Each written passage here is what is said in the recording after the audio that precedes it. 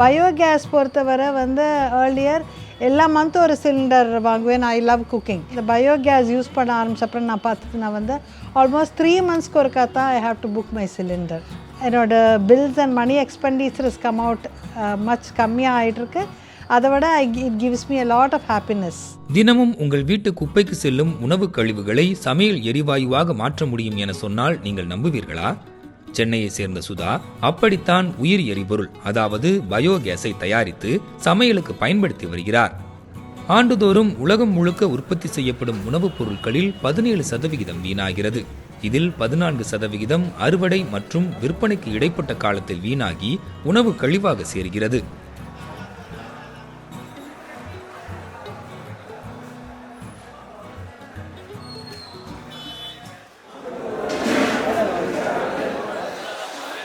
So then I set up this biogas project and plant. நான் ஒரு item வாங்கி போட்டுட்டு ஒரு வருஷம் அதை மெயின்டைன் பண்ணுறது தான் ரொம்ப கஷ்டமாக இருக்குது. ஸோ இது வந்து பயோகேஸ் பொறுத்தவரை மெயின்டெனன்ஸ் 0. அண்ட் ஆற்றுல இருக்கிற ஃபுல்லாக காய்கறி வேஸ்ட்டு, சமையல் வேஸ்ட்டு, ஃப்ரூட்ஸு அது எல்லாமே தான் வாங்கி வந்து யூஸ் இந்த பயோகேஸுக்கு. குப்பை வந்து ஒரு 5 kilos மாதிரி ஒரு 6 kilos போட்டோன்னா 2.5 hours இதுக்கு கேஸ் யூஸ் ஆகிறது. ஸோ பயோகேஸுங்கிறது வந்து பார்த்திங்கன்னா it is nothing but 60% methane and 40% வந்து கார்பன் டை ஆக்சைடு இருக்கிற ஒரு காம்பினேஷன் தான் பயோகேஸ்ன்னு சொல்லுவோம். பட் அதோட கேஸ் ஸ்டவ்ஸ் எல்லாம் பார்த்ததுன்னா நம்ம நார்மல் எல்பிஜி கேஸ் ஸ்டவ் மாதிரி இல்லாமல் ஹோல்ஸ், அதில் இருக்கிற ஹோல்ஸ் வந்து ரொம்ப பெருசாக இருக்கும். இது வந்து பாக்டீரியா வந்து பார்த்திங்கன்னா இந்த food and vegetable waste plus cow dung இந்த மாதிரி எந்த மக்கும் தன்மை வேஸ்ட் இருந்தாலும் அது வந்து பாக்டீரியா சாப்பிட்டு உற்பத்தி பண்ணுற கேஸ் தான் வந்து பயோகேஸ். ஒரு நாளுக்கு இந்தியாவில் ஒரு நபர் வந்து 400 to 500 கிராம் வந்து food and vegetable waste generate பண்ணுவாங்க அப்படின்னு சொல்லி வேர்ல்ட் பேங்க்கில் ஒரு ஸ்டடியில் சொல்லியிருக்காங்க. ஸோ இதே வந்து பார்த்திங்கன்னா ஒரு லார்ஜர் கான்சன்ட்ரேஷன், உதாரணத்துக்கு ஒரு கோயம்பேடு மாதிரி ஒரு மார்க்கெட்டில் அது வந்து கிட்டத்தட்ட ஒரு 100 டன் ஒரு நாள் வரைக்கும் வேஸ்டேஜ் வந்து ஜென்ரேட் ஆகலாம்.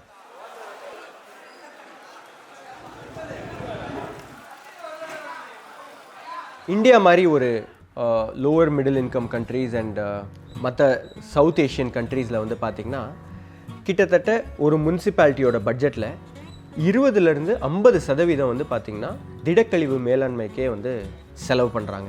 கிட்டத்தட்ட 95% ஆஃப் த மணி எதுக்கு செலவு பண்ணுறாங்கன்னா வேஸ்ட் கலெக்ஷனுக்கும் வேஸ்ட் டிரான்ஸ்போர்ட்டேஷனுக்கும் ஸ்பெண்ட் பண்ணுறாங்க. வெறும் 5% தான் வேஸ்ட் வந்து ப்ராசஸ் பண்ணுறதுக்கு செலவு பண்ணுறாங்க. நம்ம வந்து ஒரு centralised mode of waste management சிஸ்டமில் இப்போ இருக்கோம். அதாவது நம்ம ஊரில் இருந்து எல்லா வேஸ்ட்டும் கலெக்ட் பண்ணி 15-20 கிலோமீட்டர் தள்ளி ஒரு லேண்ட்ஃபில்லில் போய் கொட்டுறோம்.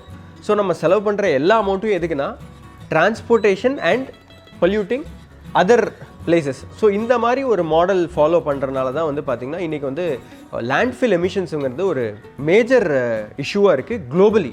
சுற்றுச்சூழலுக்கு இப்படி பல கேடுகளை விளைவிக்கும் இந்த உணவு கழிவுகளை சிறப்பான வகையில் மேலாண்மை செய்ய இந்தியா உட்பட பல நாடுகள் முயற்சி செய்து வருகின்றன. கோயம்பேடு காய்கறி சந்தையில் உருவாகும் கழிவுகளை உயிரி எரிபொருளாக மாற்ற 2006ஆம் ஆண்டு ஓர் ஆலை தொடங்கப்பட்டது. ஆனால் இது தற்போது செயல்பாட்டில் இல்லை என்றும் இதனை மீண்டும் செயல்படுத்த வேண்டும் என்றும் சுற்றுச்சூழல் ஆர்வலர்கள் வலியுறுத்துகின்றனர். இப்போ தமிழ்நாட்டிலே நிறைய government sponsored centralised biogas plants plus வந்து பார்த்திங்கன்னா நிறைய இடத்துல வந்து பார்த்திங்கன்னா கேன்டீன்ஸ், அம்மா உணவகம்லலாம் போட்ட பயோகேஸ் பிளான்ட்ஸ் வந்து நிறைய இடத்துல வந்து இட் இஸ் நாட் வந்து ஃபங்க்ஷனிங் ப்ராப்பர்லி பிகாஸ் அதுக்கான ஆப்ரேஷன் அண்ட் மெயின்டெனன்ஸ் வந்து ப்ராப்பராக இல்லை.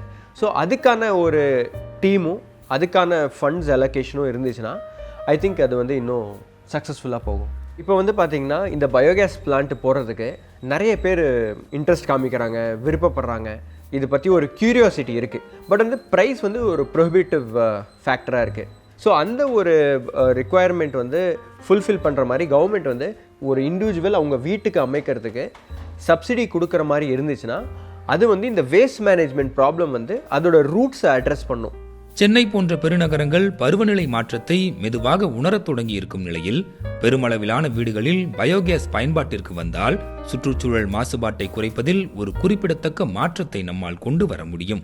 இப்போ வந்து நம்ம வந்து 3 மாதத்துக்கு ஒரு சிலிண்டர், இன்ஃபேக்ட் இன்னும் கம்மியாக சமைக்கிறவங்க வீட்டில் வந்து யூ கேன் சே 4-5 monthsக்கு ஒருக்கா ஒரு சிலிண்டர் மாதிரி ஆகும்போது அதை பொறுத்தவரை ஒரு பெரிய காஸ்ட் சேவிங்காக தான் இருக்குது. அண்ட் காஸ்ட் சேவிங்கை விட நம்ம வந்து எல்லாமே ஈகோ ஃப்ரெண்ட்லியாக நம்ம யூஸ் பண்ணுறோங்கிற அந்த ஒரு satisfaction gives us immense pleasure.